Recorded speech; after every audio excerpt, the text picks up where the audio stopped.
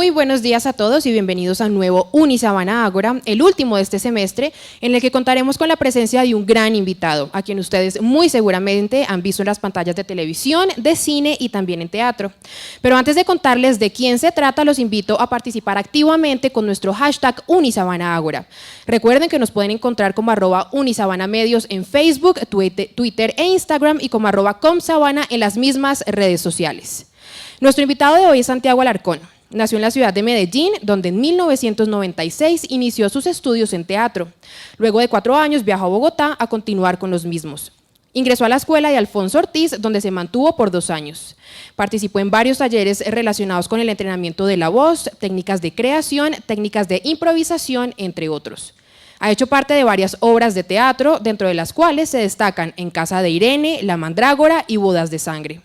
Lo hemos visto en televisión en producciones como Sofía Dame Tiempo, Las Detectivas y el Víctor, El Man es Germán, La Niña, entre otras. Actualmente lo vemos en Garzón Vive como protagonista de esta telenovela basado en la vida del periodista colombiano Jaime Garzón, tema del que precisamente hablará hoy. Les pedimos el favor de no dejar el auditorio antes de finalizar el evento. Le damos la bienvenida a Santiago Alarcón en el marco de la 4ª edición del FIA Fest.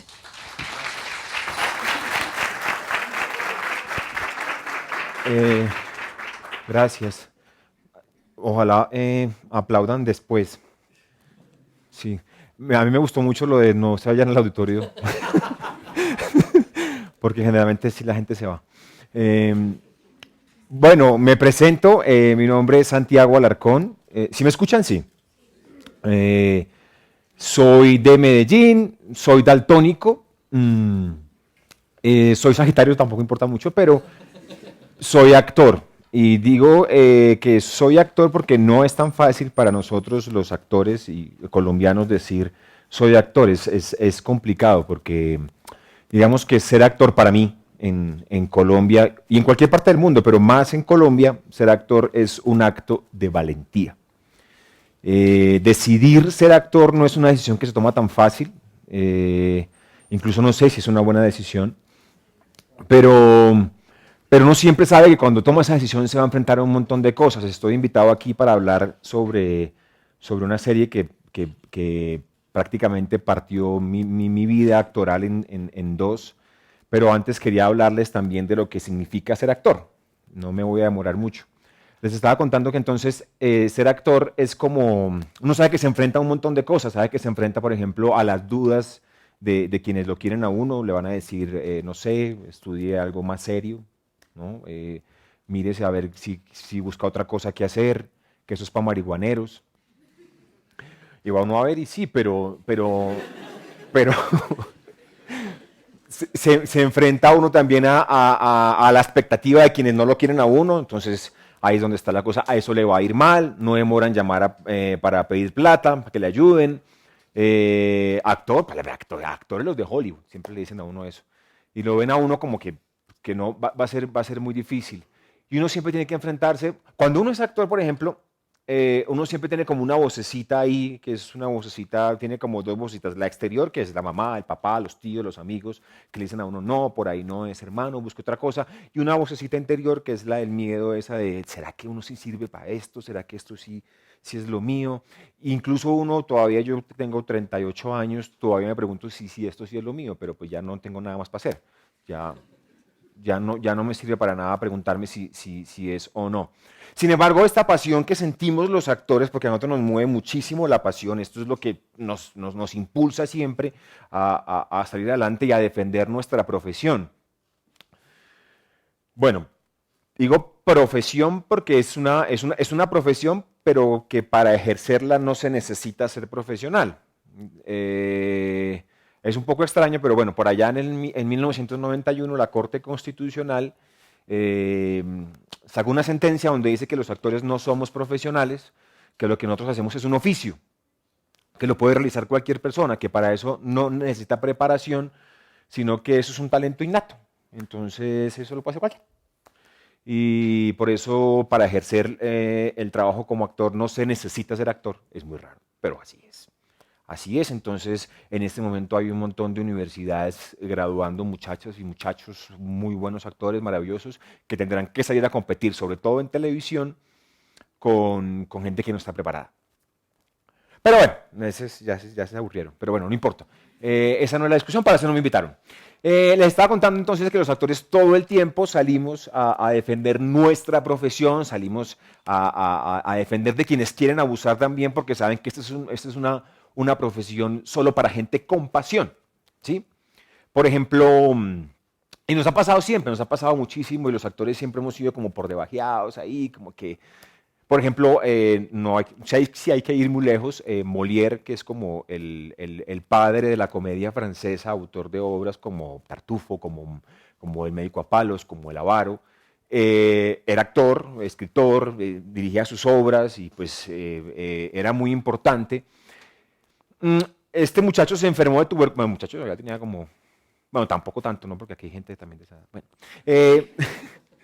se enfermó de tuberculosis y ya en una de las funciones de sus obras, en una función se enfermó muy mal, se puso muy mal, le dio una crisis, se lo llevaron para su casa y ahí murió. Y cuando lo iban a enterrar no permitieron que fuera enterrado en el campo sagrado porque el campo sagrado no era para los actores porque actuar estaba muy mal visto.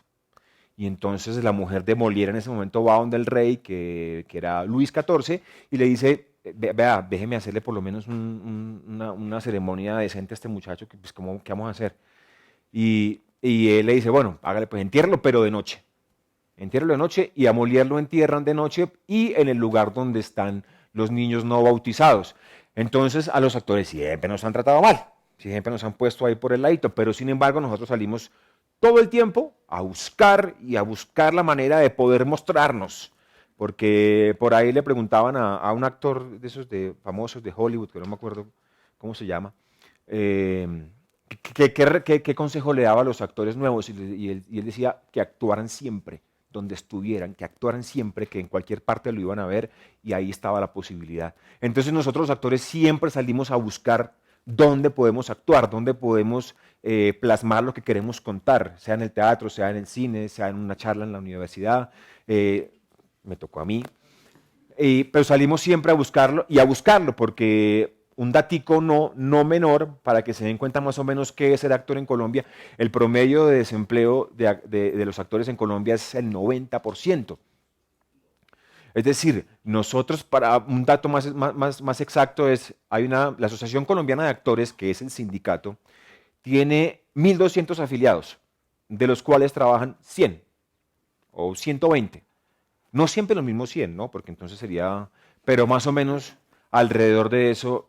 Pero resulta que nuestra naturaleza como actores también tiene que ver con la intermitencia. Y es que nosotros necesitamos un espacio no laboral para crear porque nosotros somos creadores. Entonces no podemos pasar de un personaje al otro como el músico que pasa de un disco al otro, no se puede, hay que crear el disco. Y hay que crearlo, hay que jugar con la creatividad, hay que buscar la manera, hay que inspirarse para poder crear un nuevo personaje. El actor necesita ese espacio, lo que pasa es que nos dan espacios muy largos y terminamos creando un montón de cosas estúpidas, pero porque que no nos dan trabajo, pero hace parte también de nuestra naturaleza. Sin embargo, salimos y seguimos ejerciendo y seguimos creyendo que esto es nuestra vida y que esto es nuestro amor y que lo hacemos con tanta pasión, a pesar de que en Colombia ser actor es como sinónimo de salir en televisión. Es muy sencillo, yo no sé en otros países, pero aquí usted lo para, digamos, un policía. Lo para y le pide la cédula, la cédula, listo, la cédula. Y le dice, bueno, ¿usted qué hace? Y uno siempre tiene la duda porque uno sabe, actor. Y el policía está mirando la cédula y llega.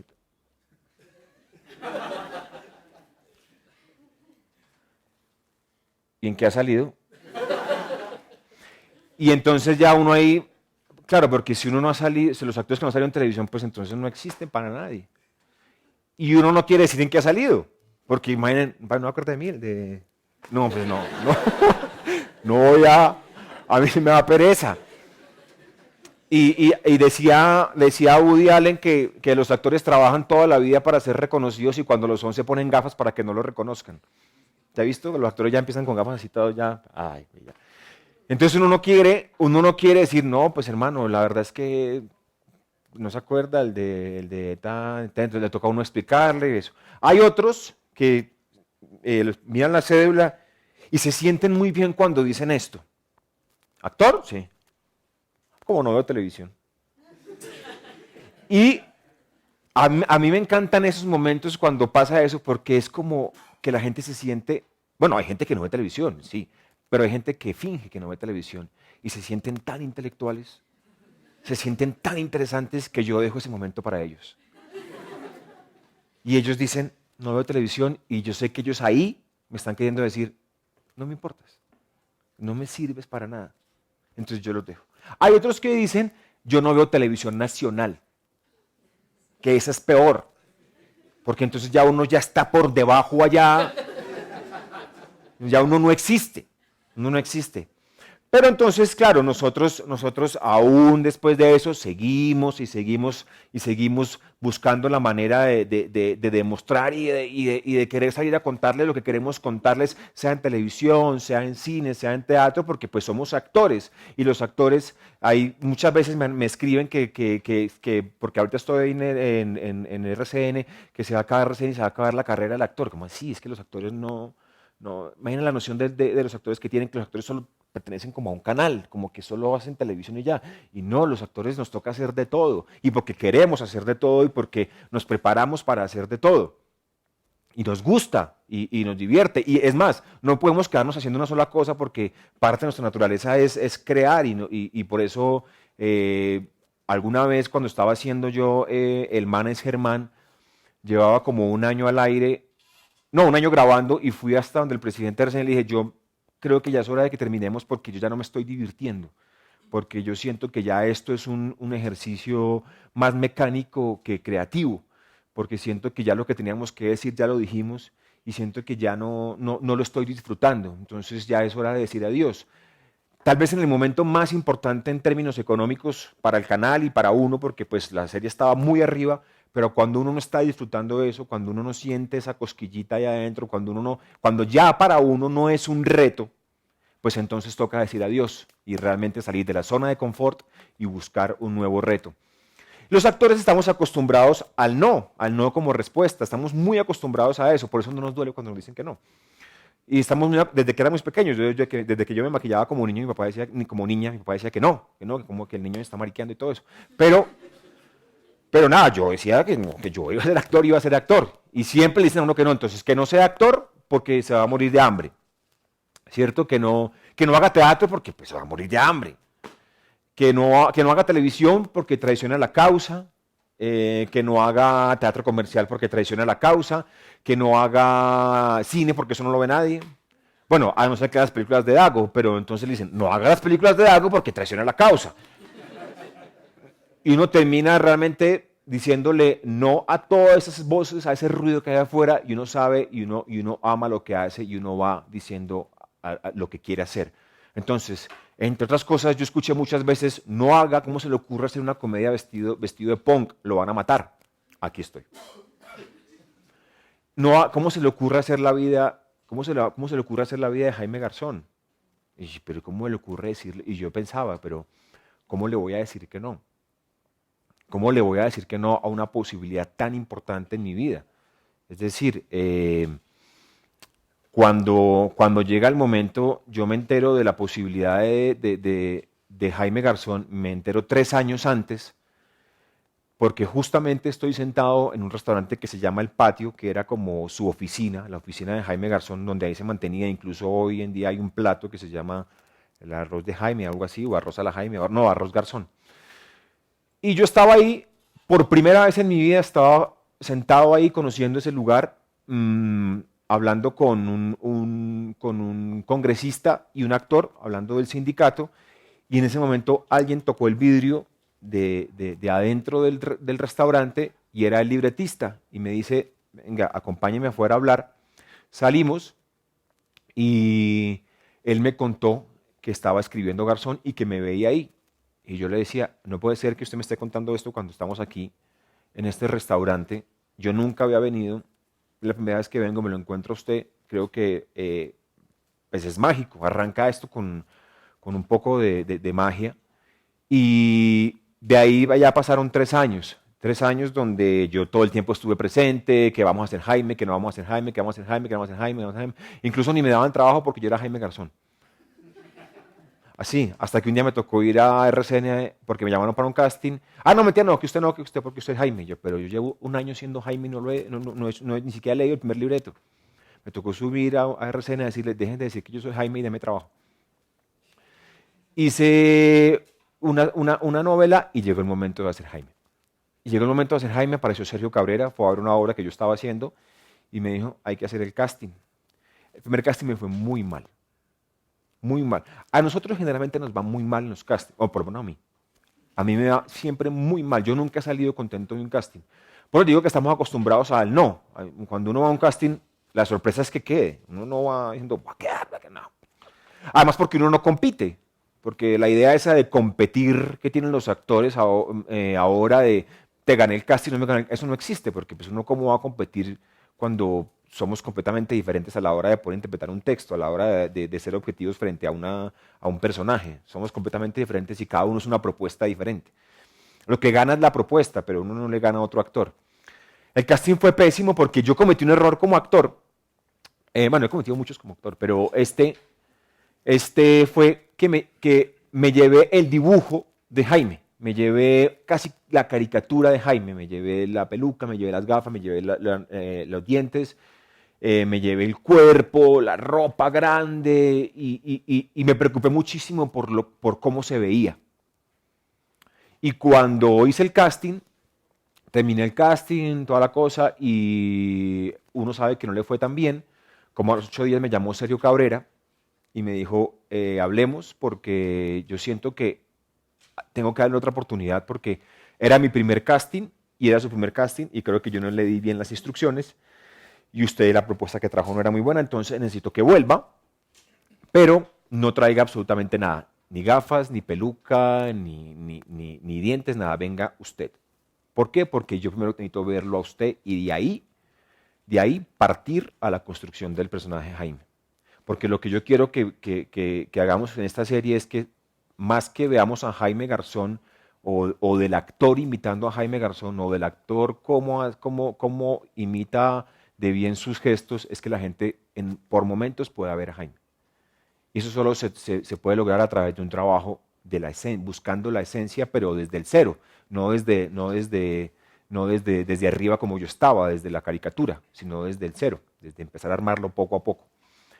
Y así fue. Hice ese casting, eso tampoco me fue bien, pero yo creo que ya decían, no, pues toca darle la oportunidad porque este muchacho alguna cosa tiene que tener. Se llega pues la llamada de contarme que sí, que soy el que voy a ser el personaje. Ahí en ese momento me miré con mi esposa y decíamos, toca tomar la decisión, ¿lo hacemos o no lo hacemos? Si le decimos que no, es perder la posibilidad de representar a uno de los personajes más importantes de este país. Si le decimos que sí, es asumir todo lo que se viene encima. ¿Y qué es lo que se viene encima? Pues imagínate, vamos a tocar tantas fibras, esto es tan sensible, es un tema tan sensible que hoy, pues imagínate, tantos años después sigue siendo muy sensible. Eso es como un lanzamiento en paracaídas. Y es posible que no se abra el paracaídas o es posible que se abra y aterricemos bien, pero debemos tomar esa decisión. Tomamos la decisión de hacerlo y eso pues creo que fue tal vez una de las mejores decisiones de mi vida. Y entonces, cuando estaba preparando esta charla, como si lo hubiera preparado, pues,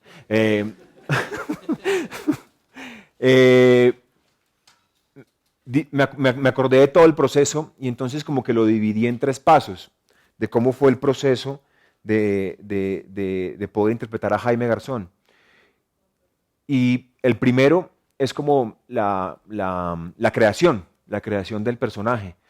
Y entonces lo que yo hacía era, bueno, en el momento en que yo dije que sí iba a hacer, alejarme de todo el ruido de lo que pudiera estar. Es decir, ya dejar de pensar en lo que podía pasar, dejar de pensar en lo que la gente iba a decir, dejar de pensar en la familia, en los amigos, en todo eso y concentrarme y sobre todo confiar en que yo tenía las herramientas suficientes para poder llegarle y poder frentear un personaje tan complejo como este. Y lo que hice entonces fue, silenciar todo esto y concentrarme. Entonces tenía como un cronograma en el día. Por la mañana yo hacía ejercicio escuchando la salsa, que era la música preferida de Jaime. Entonces hacía ejercicio porque además tenía que bajar 10 kilos de peso.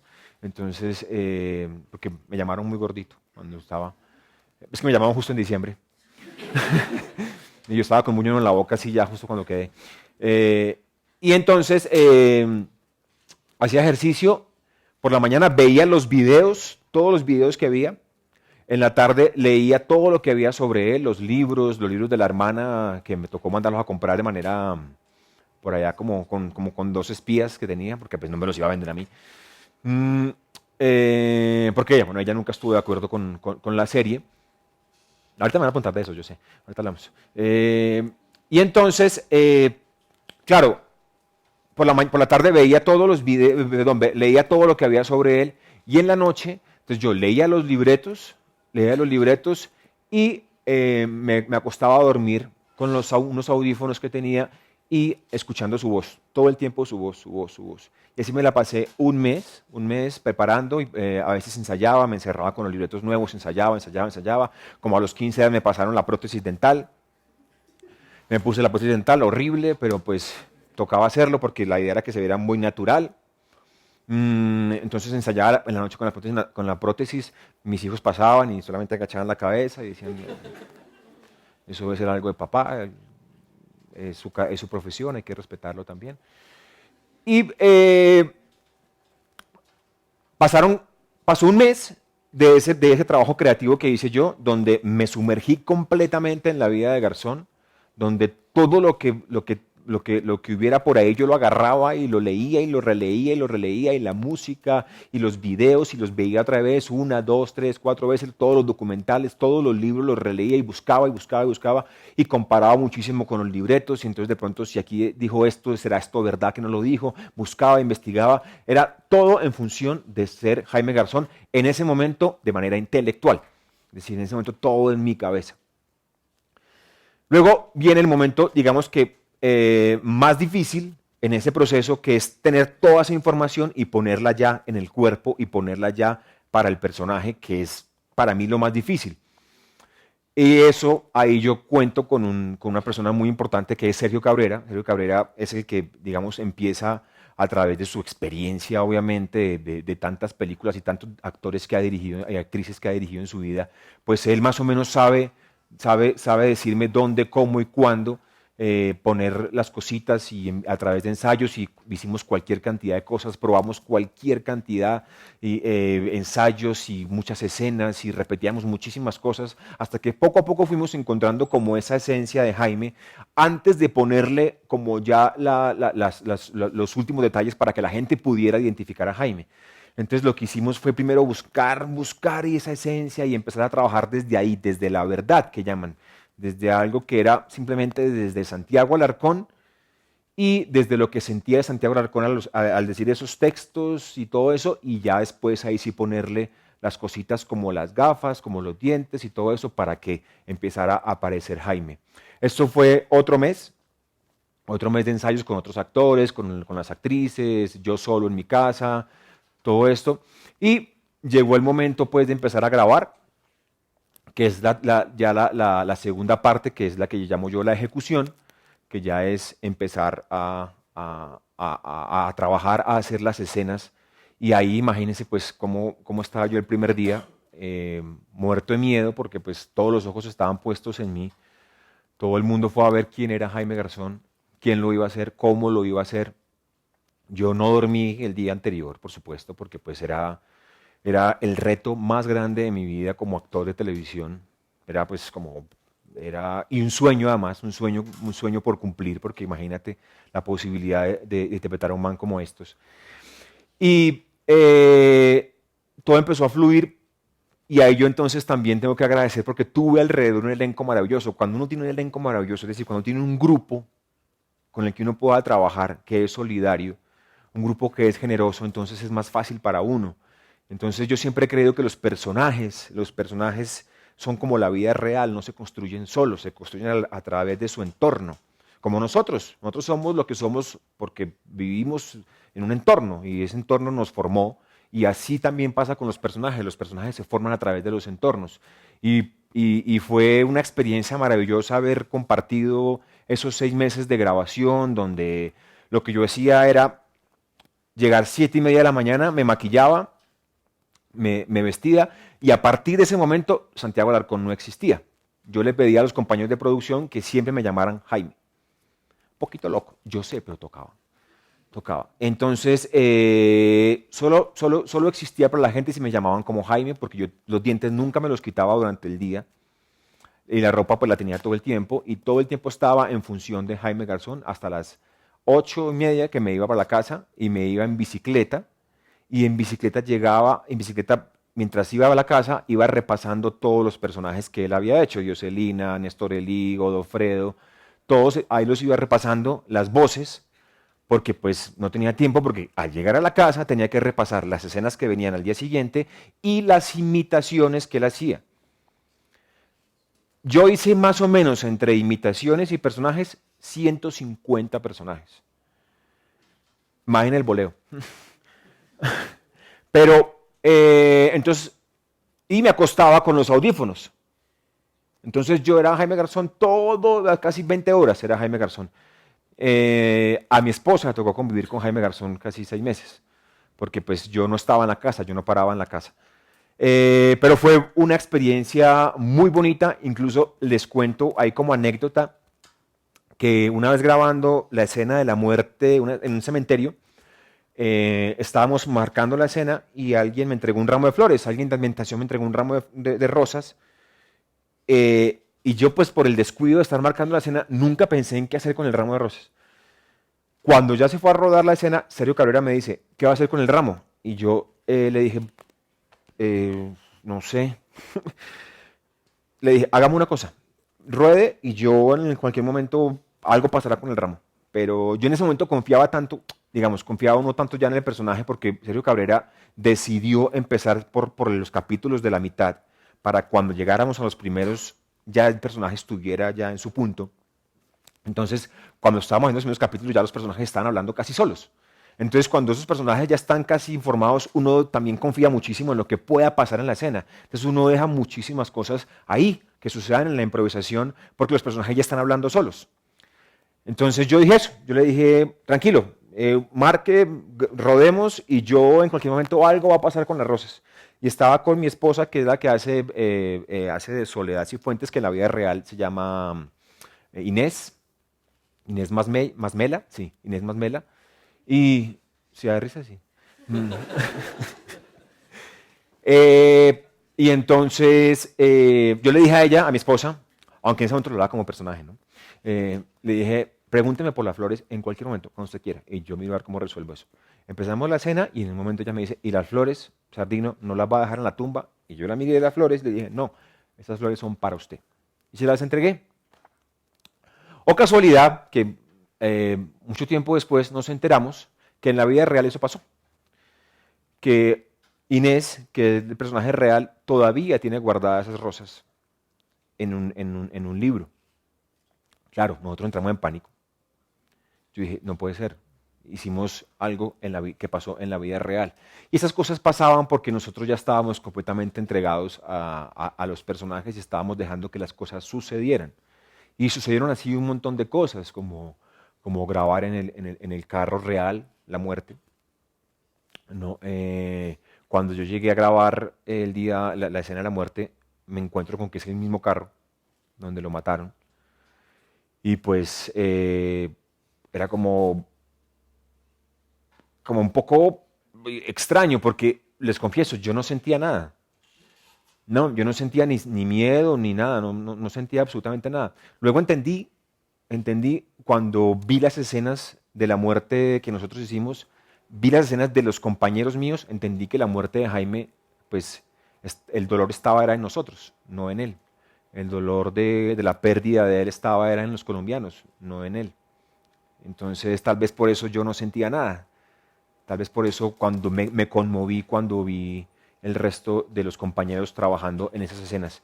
Y la última parte de esta creación y de esta ejecución es pues la despedida de Jaime, que no fue para nada fácil dejar de ser Jaime, porque imagínense, Era una energía muy bonita, muy especial, muy, muy fuerte, porque yo me divertía muchísimo, porque yo me iba por todo el canal diciendo cualquier cantidad de verdades, porque como era Jaime Garzón. Entonces yo iba y le decía a todo el mundo lo que me daba la gana, me tocaba hacer escenas en pelota, yo estaba feliz, cosa que no pasa en la vida real.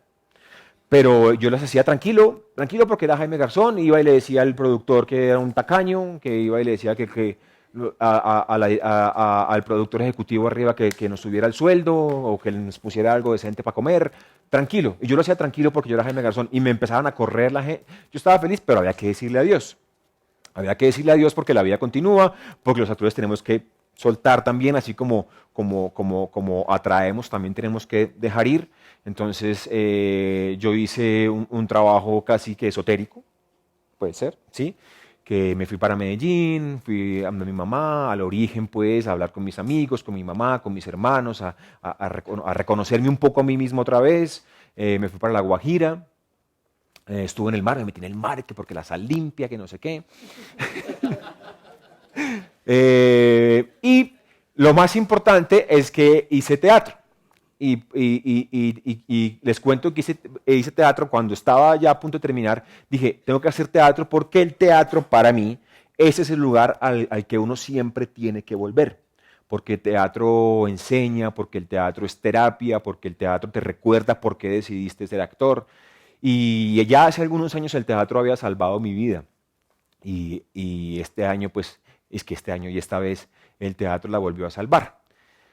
Y entonces, pues nada, para terminar les cuento que es la mejor decisión que he tomado en mi vida ser actor e interpretar a Jaime Garzón. Creo que este viaje no me lo quita nadie.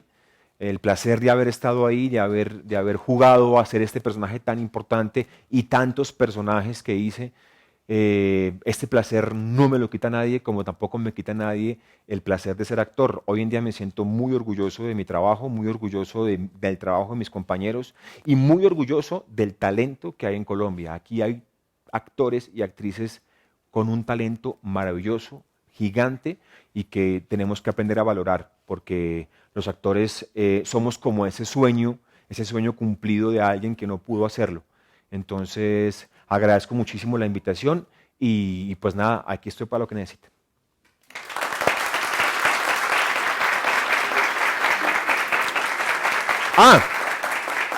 Voy a pasar con un sombrerito. No, mentiras. ¿Hay preguntas? Primero que no, ¿cierto? Sí, bueno. pasamos en ese momento a la parte de preguntas. No tenemos mucho tiempo, entonces... ¿Me excedí? Un poquito de pronto, pero no, está perfecto. Las personas que tengan preguntas pueden levantar la mano y les pasaremos el micrófono para que Santiago pueda contestarlas. Nada de cultura general, por favor.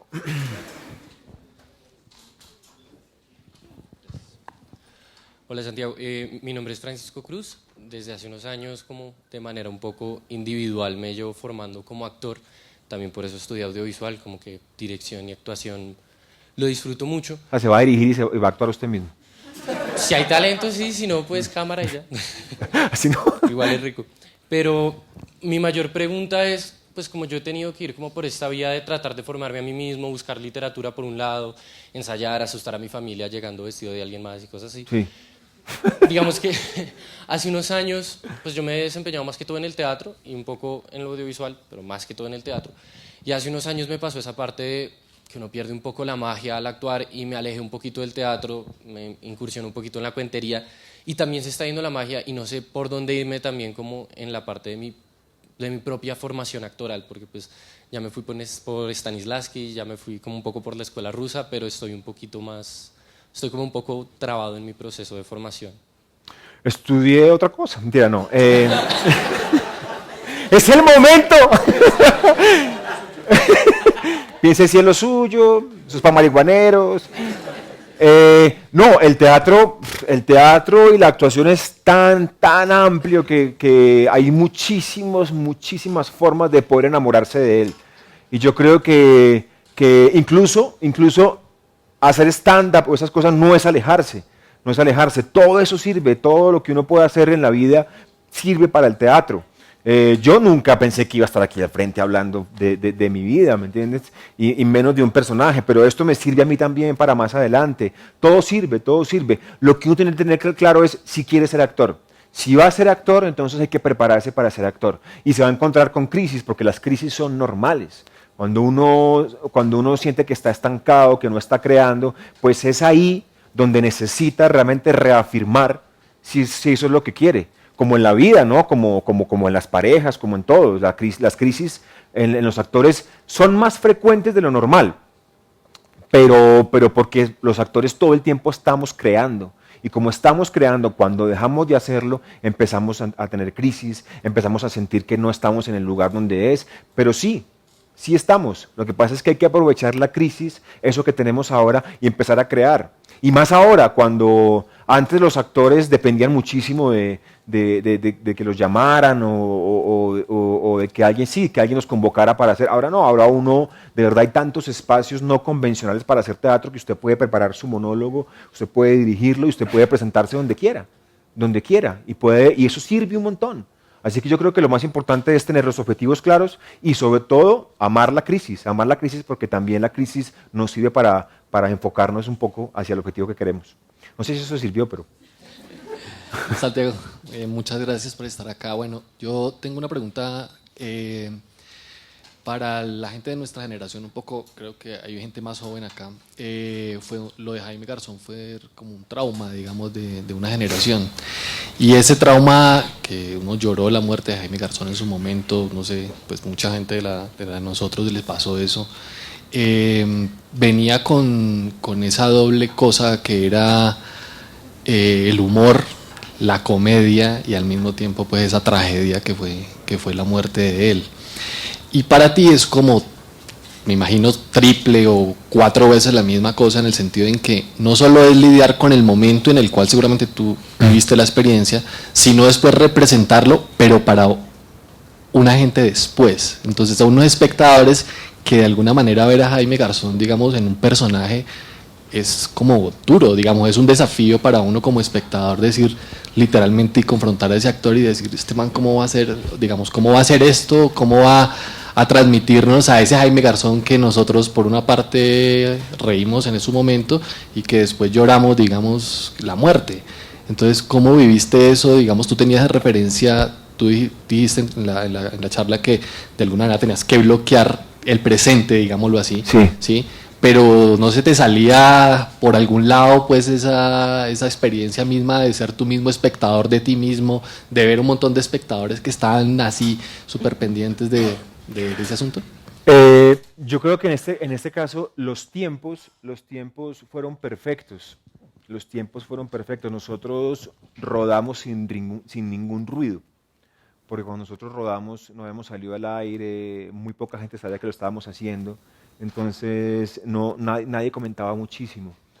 Pero sí la gente, digamos que sus amigos más cercanos, porque hubo una investigación, ¿no? Hubo una investigación que eran 500 páginas, 100 entrevistas que hizo Juan Carlos Pérez, el libretista.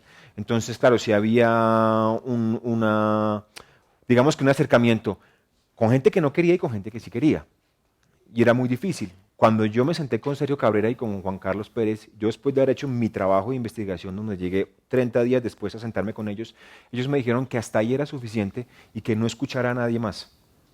Que no escuchara a nadie más porque terminaba yo loco. Terminé loco, pero iba a terminar más loco.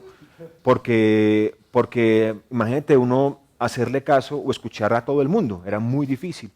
Entonces, por momentos sí, por momentos incluso aparece el juicio como actor, como de verdad, más que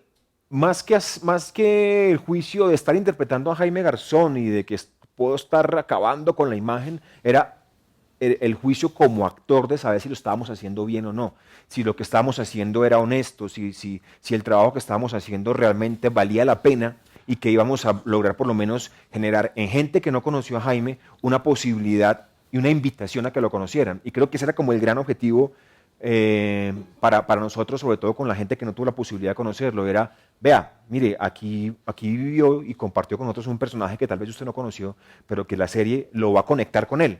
No tiene que ver la serie, pero si la serie lo lleva a buscarlo a él, pues entonces ahí hay parte del trabajo hecho.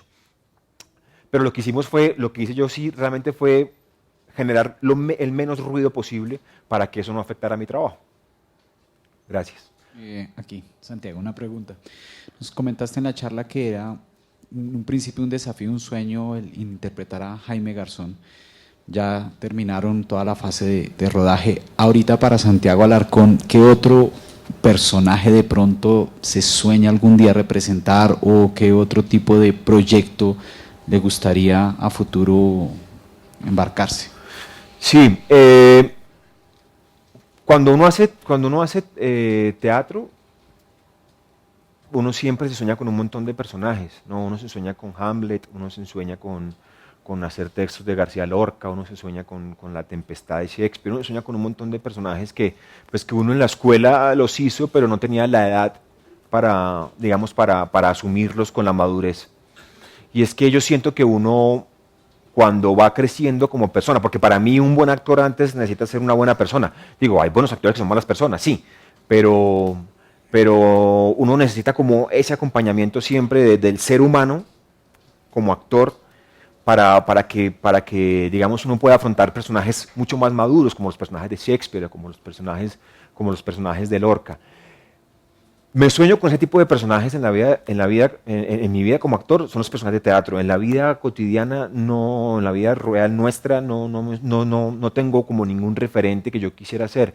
Incluso si me preguntan, ojalá yo nunca hubiera hecho Jaime Garzón, ojalá Jaime Garzón estuviera aquí. ¿Entiendes? Ojalá lo hubiera hecho yo y él estuviera aquí para decirme no sirve para nada, me hizo muy mal o lo hizo muy bien, lo que sea. Ojalá él estuviera aquí. Cuando me preguntaban, bueno, ¿y el sueño? No, pues es que uno no sueña eso. Imagínate yo chiquito, ay, ojalá maten a Garzón para que yo sea. No, uno no sueña eso. Uno, ya después es que cuando empiezan el tema de las bionovelas, uno dice, bueno, si se arriesgaran a hacer la vida de Garzón, sí sería buenísimo. Me encantaría hacerlo. Pero así cercanos no veo como ninguna referencia que pueda gustarme. Sí siempre está como el teatro como un reto, como los personajes más importantes del teatro. Bueno. Listo, muchas gracias. Muchas gracias. A Santiago, muchísimas gracias por compartir con nosotros su experiencia. A ustedes en el auditorio, muchas gracias. Y a las personas también que siguieron nuestro streaming a través de la página de Unisabana Medios. La salida es hacia este lado. ¿Lo que ahora con la salida, por favor? Nos encontramos en un próximo Unisabana ahora. Bueno. Muchas gracias, Santiago. Muchas gracias. Ahora nos queremos encontrar con la sociedad.